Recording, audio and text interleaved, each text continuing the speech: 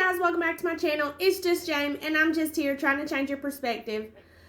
This week, I'm going to do the same thing I did last week. I'm trying something new here if you're new or if you haven't been in a while. And we're just going to be talking about some news. So I have been going through, and throughout the week, I have been just saving the news articles and the different things that strike my interest that make me go, that's interesting.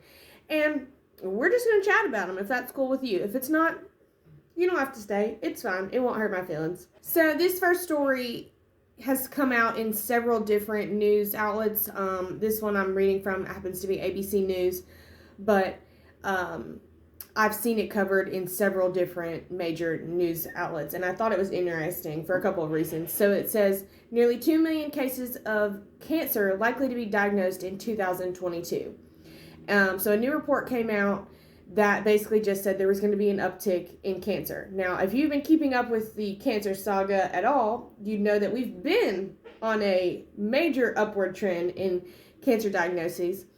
It doesn't seem to matter that we keep getting new drugs and that we keep having these cool commercials that show cute little kids and all the research in the world and all the fundraisers in the world. Cancer still seems to be going up, and as somebody in the medical field, I wish that more people in the medical field would start asking questions and stop looking to drugs for the answer. Every single person I know will, as soon as they get their diagnosis, they run straight to the doctor and they get put on boatloads of drugs. It's shocking how few options we have for how many drugs we have, because most of the drugs have the same side effects.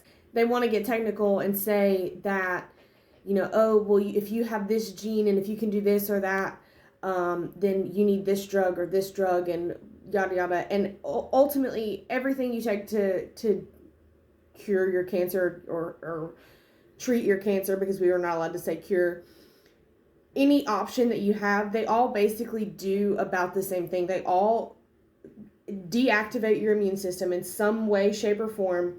And ultimately, that's the last thing that you need if you do have cancer.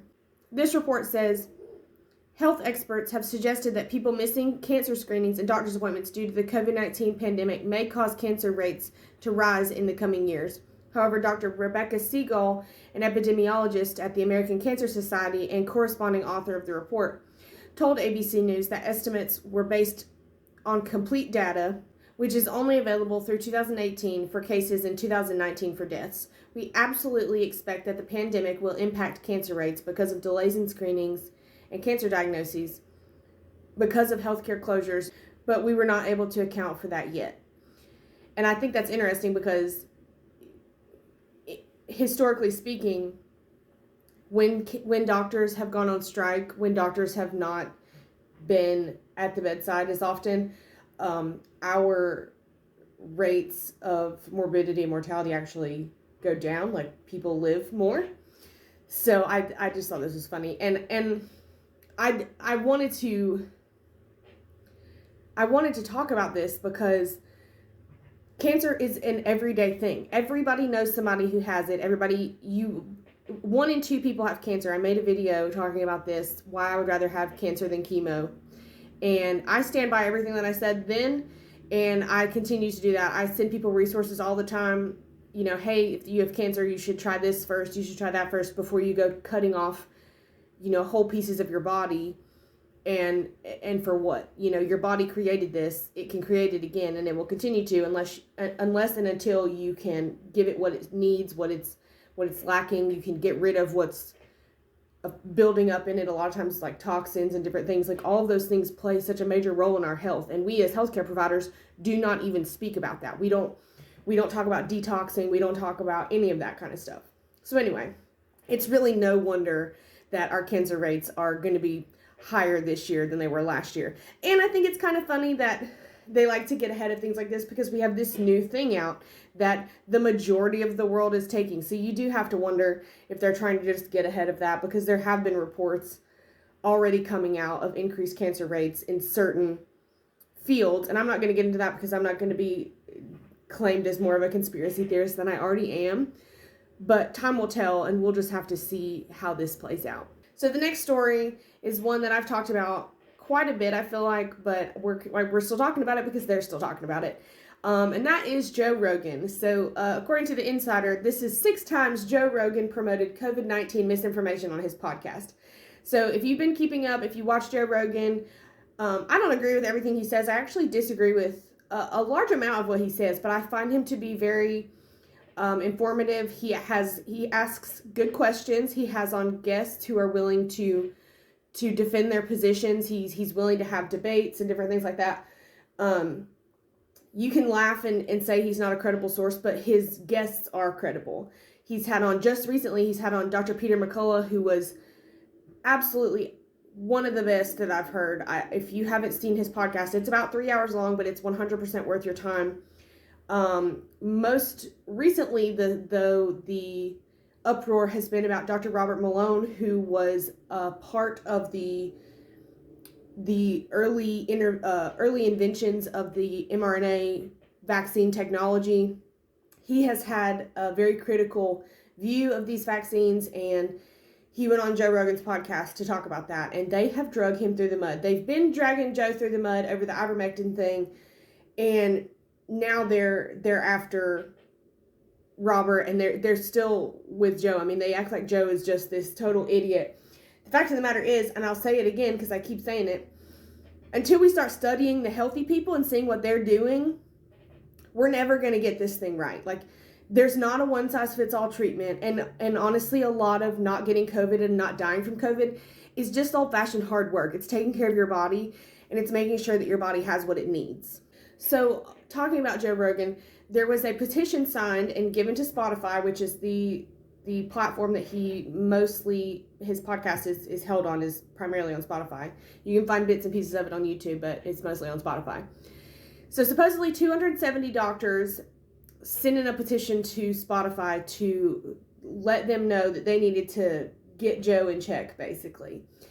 And Fox News actually reported, funny enough, that of those 270 doctors, one of them at least was a vet, one was an engineer, and one was a podcast host.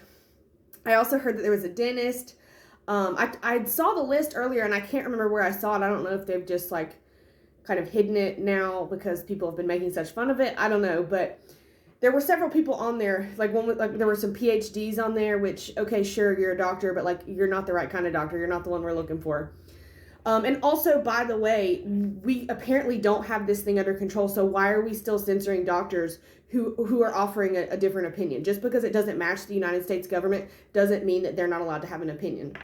This letter has cast Joe Rogan as a menace to public health, which I think is hilarious. I think it's hilarious for a lot of reasons. When I saw that there was a vet on there, I laughed because I actually know a vet, and if you're watching this, I love you. It's nothing personal, but you're not a human doctor, right? I had a disagreement with this guy that I'm talking about when we were talking about vitamin C, and this was way before COVID, and I made the comment that vitamin C, something about high-dose vitamin C, and he said that vitamin C doesn't even do anything for your immune system.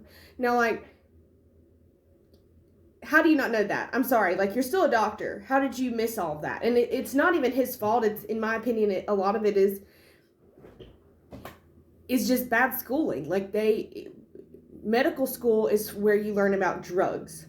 Even for veterinarians, I feel like drugs are just, the drug companies make the textbooks.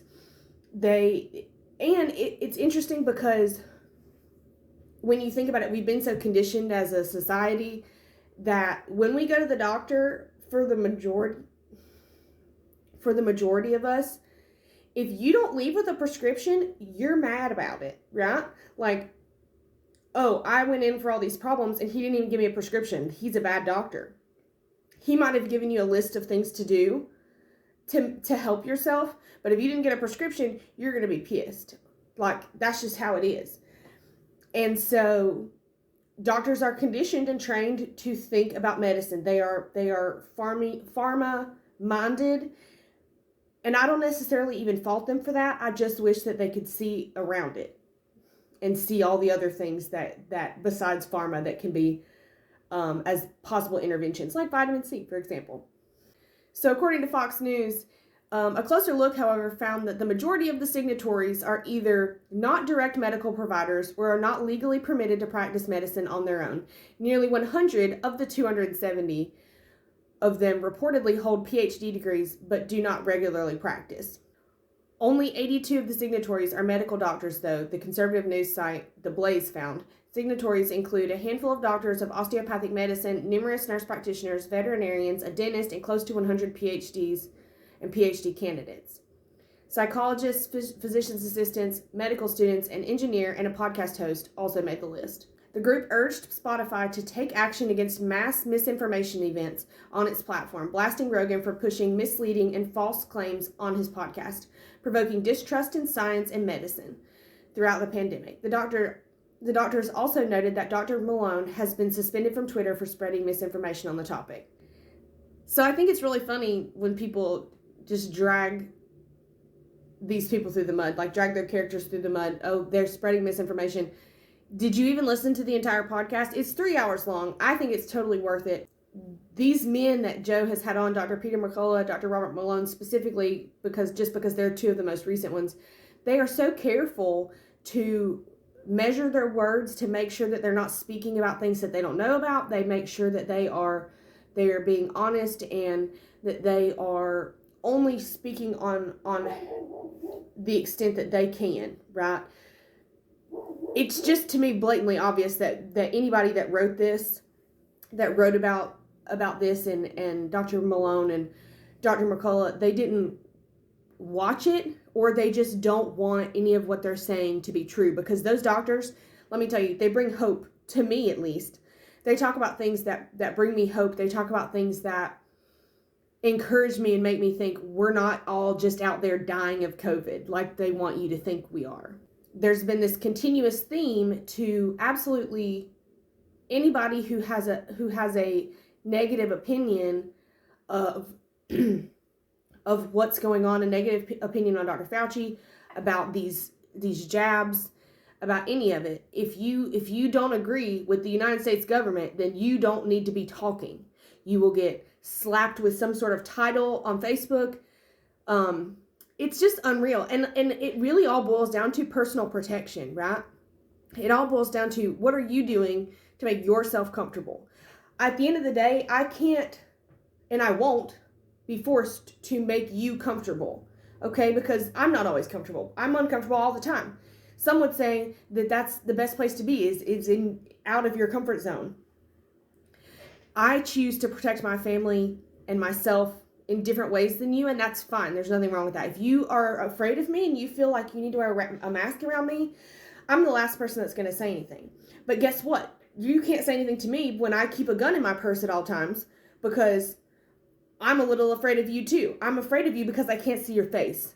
I'm afraid of you because I don't know you, right? It all boils down to personal protection and what are we doing, and it's not anybody else's job to make somebody else healthier. It's not anybody else's job to protect you or your family. It is your job and your job alone. If you feel like the vaccines and the masks and the social distancing are not working to protect your family, then either you need to up your game, or you need to come to the reality check that they're just not working for a reason. That those things are not what make you a healthy person. Just because you get something stuck in your arm, that doesn't give you magic health. It doesn't. It doesn't. And I will fight anybody tooth and nail on that. What makes you a healthy person is effort. And providing your body with the nutrients that it so desperately needs. And until we can acknowledge that there are whole communities of doctors and nurses out there who don't understand that concept, and that we're basically on our own, it's not going to get better. It's not my job to protect you. I wish that I could, and there are plenty of things that I can do to suggest to you that work for me, because guess what, y'all? I haven't gotten sick. My husband and I got COVID in early 2020, and it looked like a sinus headache for me, and I lost my scent for about 3 or 4 days. And for Ryan, he was asleep for 2 days, and that was pretty much and I don't even think 2 whole days. It was like a day and a half. And that was the extent of it. You know why? Because we know what to do to provide our body with the support that it needs to keep going. And, you don't have to listen to that. That's the beauty of being in America. You don't have to care about my opinion. But my point is, stop telling me about all the people who are sick and dying when I'm showing you people, and we're all showing you people who are healthy, who've made it through without hardly a hiccup and not gotten it again. We have to learn to support our immune systems and meet their needs rather than tearing them down. And here's why I say this. According to Newsweek, the vast majority of vaccinated COVID patients in hospitals didn't have a booster dose.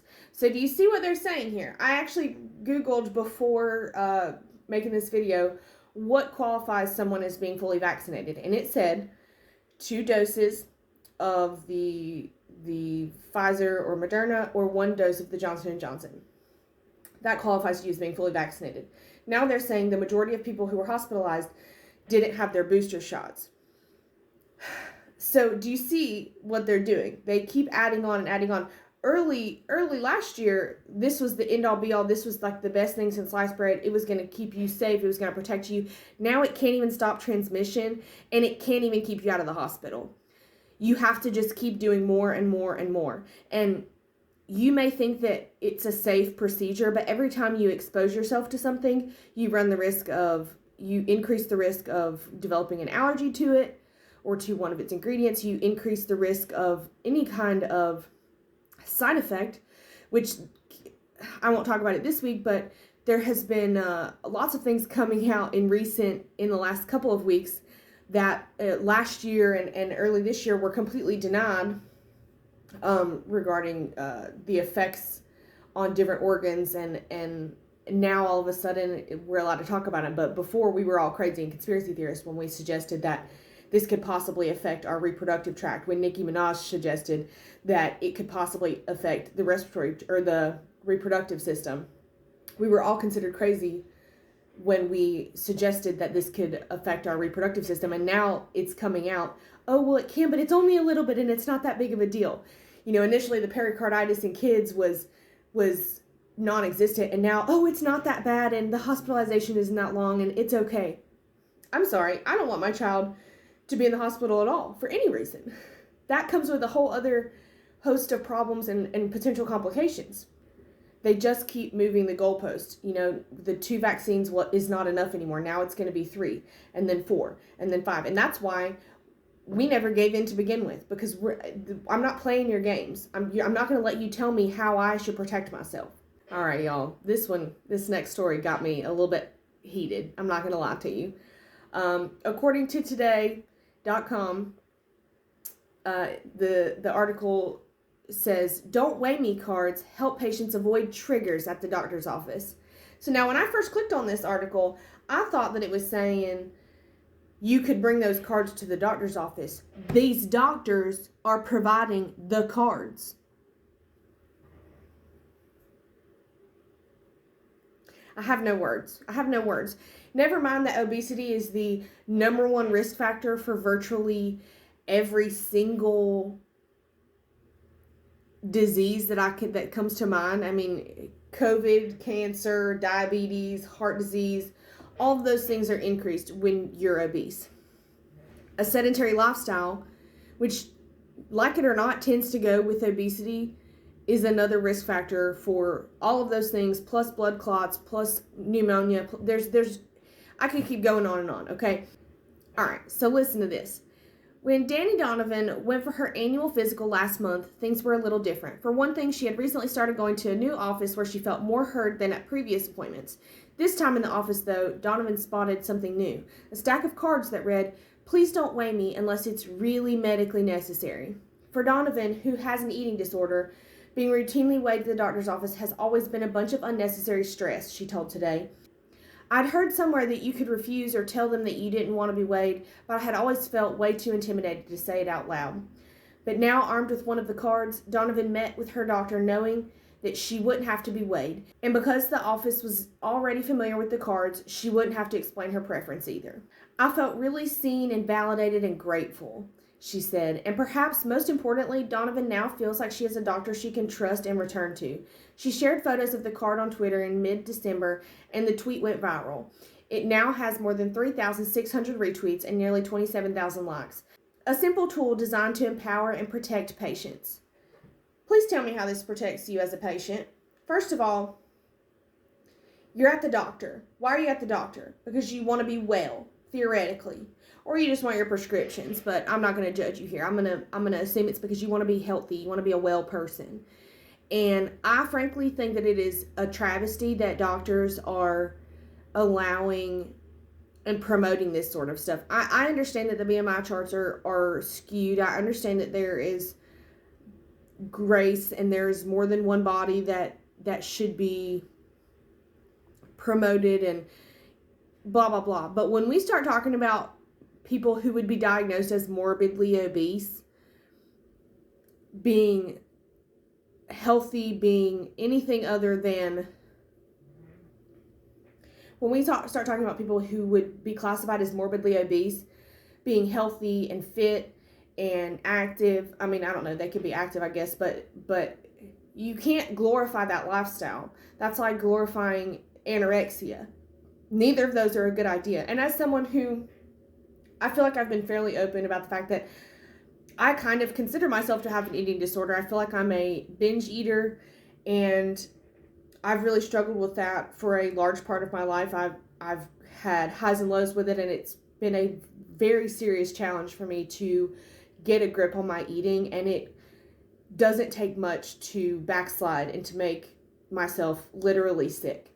And so I feel what she's saying. Like, I get that weight is a big deal and it's scary, but shouldn't we more so be worried about people's weight when they have an eating disorder? I mean, especially as your doctor, because eating disorders come with their own set of problems, right? So I'm not going to continue too much more of the article, but ultimately it's just saying that if you do have an eating disorder, that harping on your weight and focusing on your weight is not conducive to getting better and blah, blah, blah. And that your weight is not the end all be all. It's not the ultimate measure of health. And no, it's not the ultimate measure of health.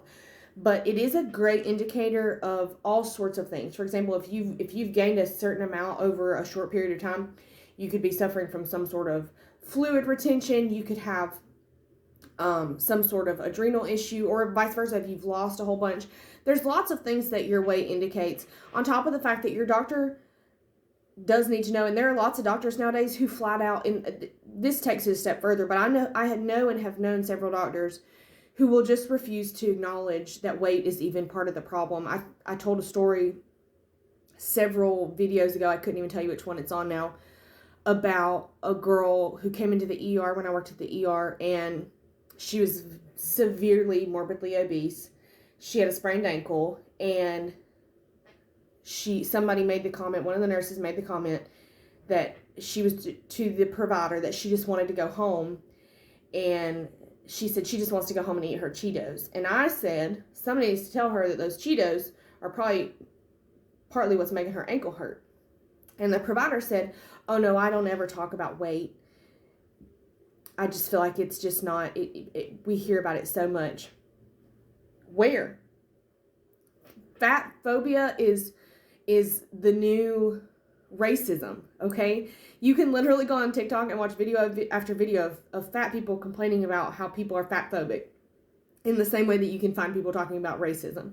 You can make yourself a victim if you want to, but the fact of the matter is the numbers don't lie, and being obese contributes to a host of other problems, including weakened ankles and knees and joints, because your body was just not meant to bear that much weight. I'm sorry.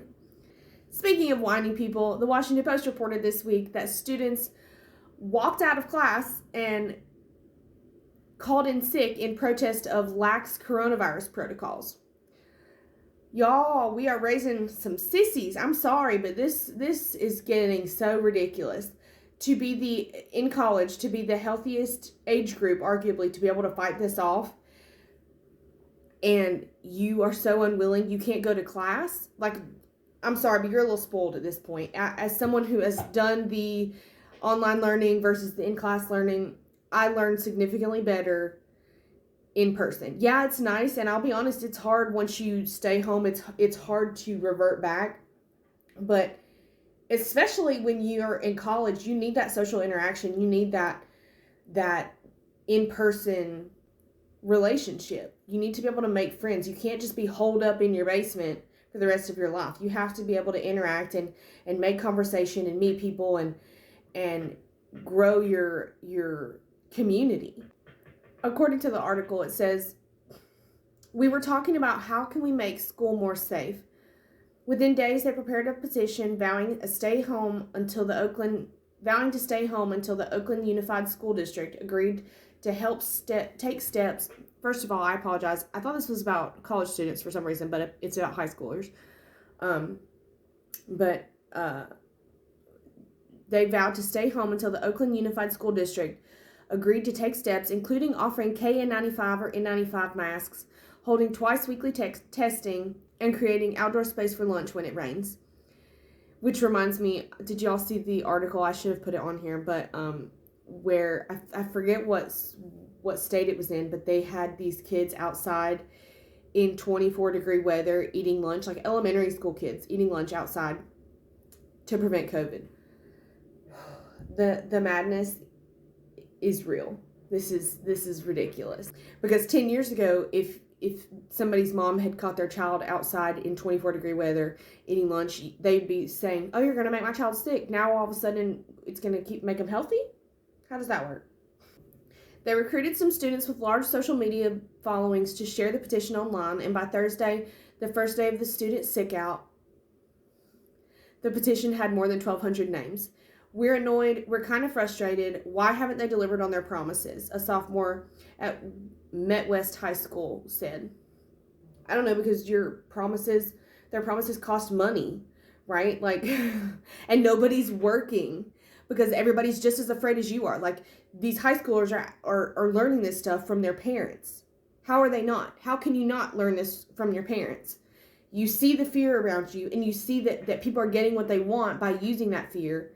And that's why all of this is happening. And now they're surprised that a school district can't afford N95 masks for everybody. Newsflash, the hospital can't afford N95 masks for everybody. When I worked at the hospital, everybody had one. And you better keep it in your little paper bag and only use it when you need it. Jame and her Oakland friends have a lot of company. In cities across the country, student-led movements are emerging and gaining steam, with teens demanding better safety protection inside school and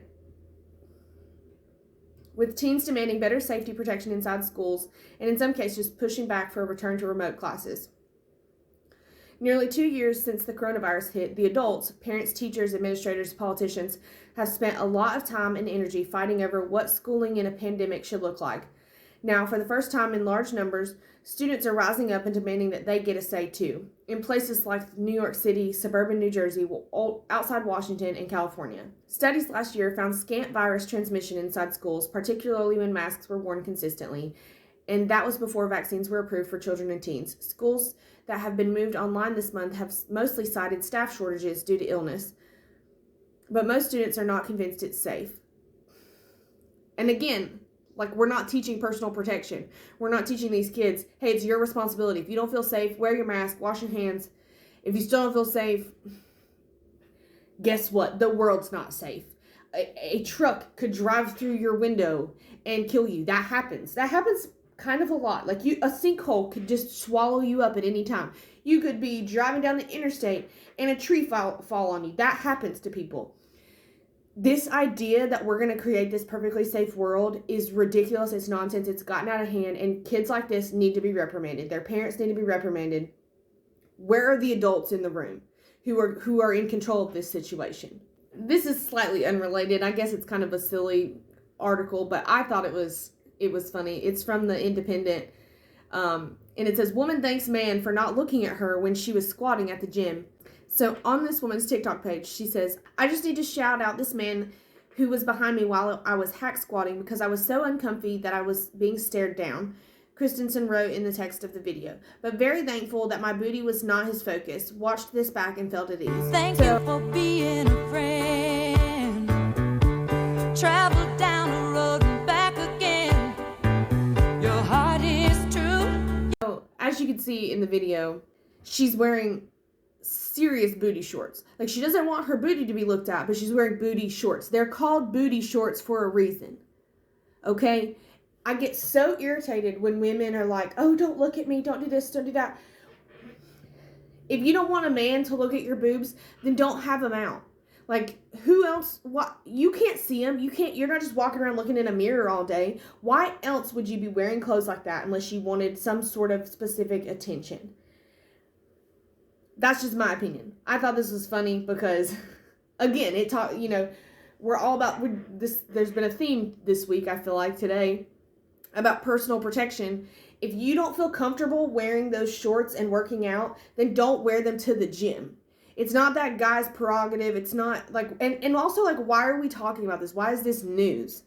Right? Like, oh, there's a decent guy out there. There's plenty of them. You just dog them all the time, and you talk about how they're the patriarchy. Like, any other day of the week, this guy would be the patriarchy, and he would be condemned to hell. But because today he did something good, we're praising him. It's just ridiculous.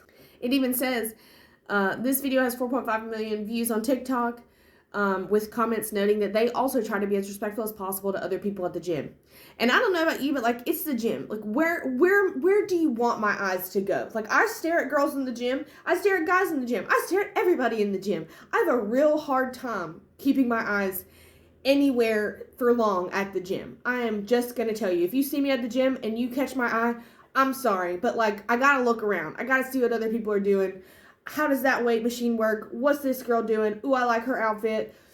Ooh, that's cool. That guy just did whatever pull-up thing. I don't know. I'm just saying, like, it's just silly to me. Like, don't expect people to... We have to stop expecting the world to revolve around us. Like, you want to wear your booty shorts, but you don't want to get stared at. That seems a little silly. Maybe wear clothes that you're comfortable in and then go work out. And stop worrying about what everybody else is thinking and feeling about you. So there's been another theme. I said I was going to try to start doing at least one of these a week. I don't want to. I don't wish to. I just keep seeing so many of them that I feel like they need to be talked about. Young athletes dying mysteriously, unknown causes. According to CBS Sports, Rays bullpen catcher Gene Ramirez dies at age 28. So, you're a Major League Baseball player, you're incredibly healthy, and you just die out of nowhere, 28. So this story is by Newsweek.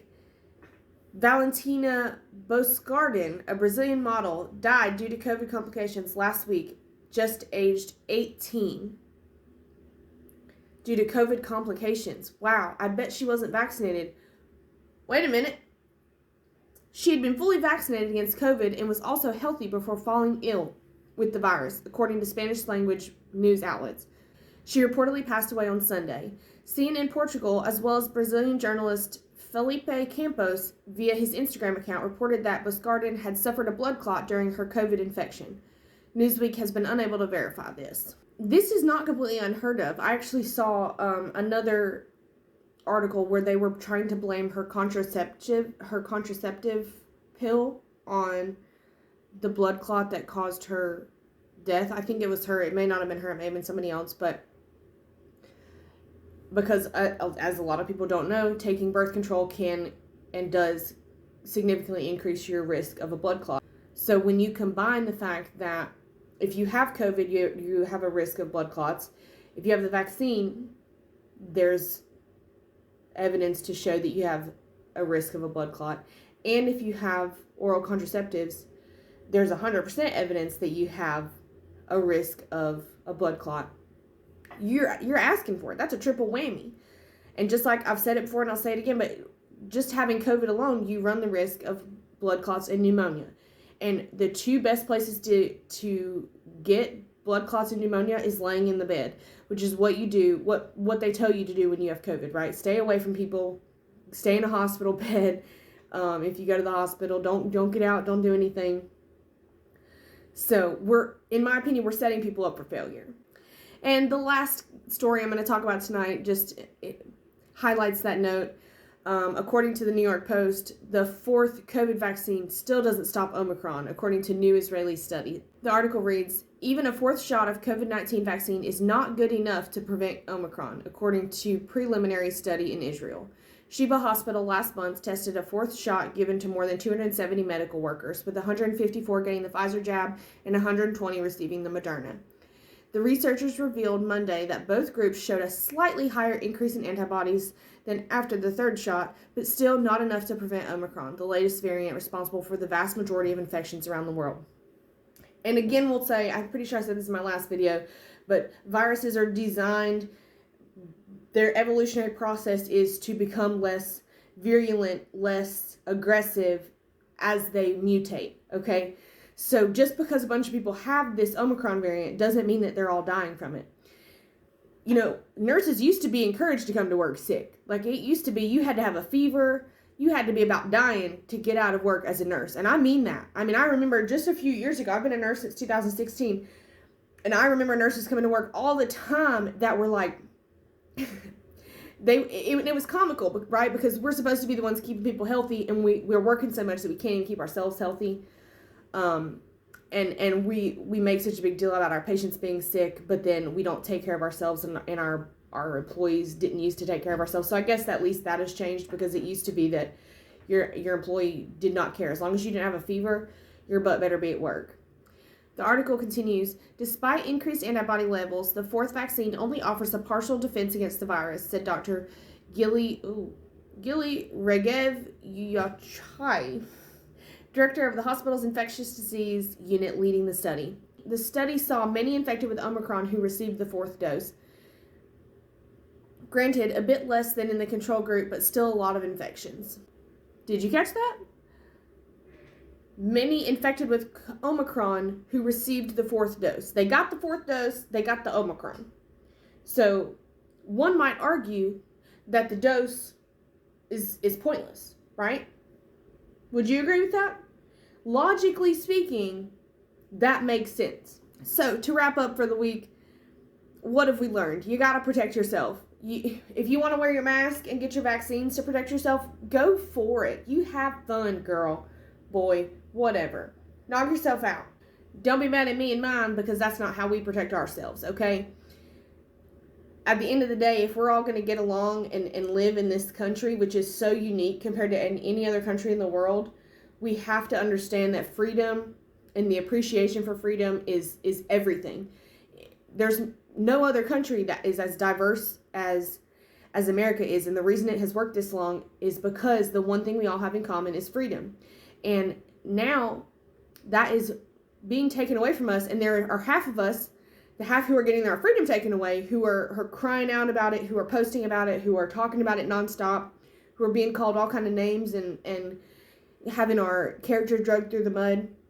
And then there's the other half who are glad to see that happening to us.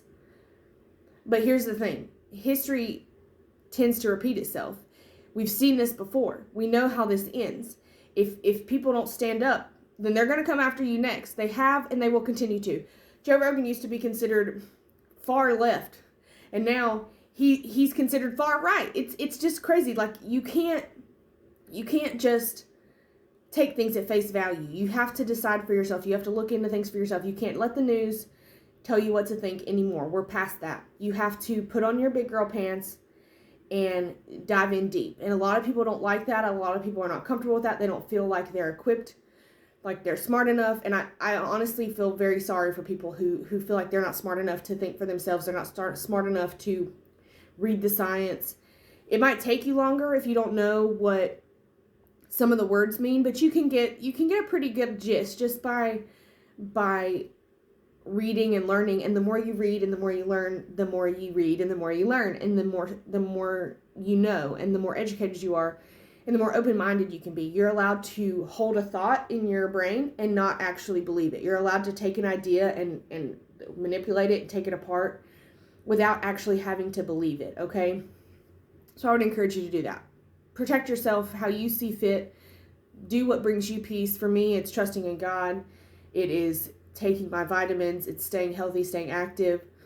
And my mentality, I say it a lot, but if I feel like I'm getting sick, I never acknowledge that. I say I'm fighting something off. I think that's a big deal. I think that that mindset is 90% of everything. And if you can tell your body, hey, you're fighting this off, good for you.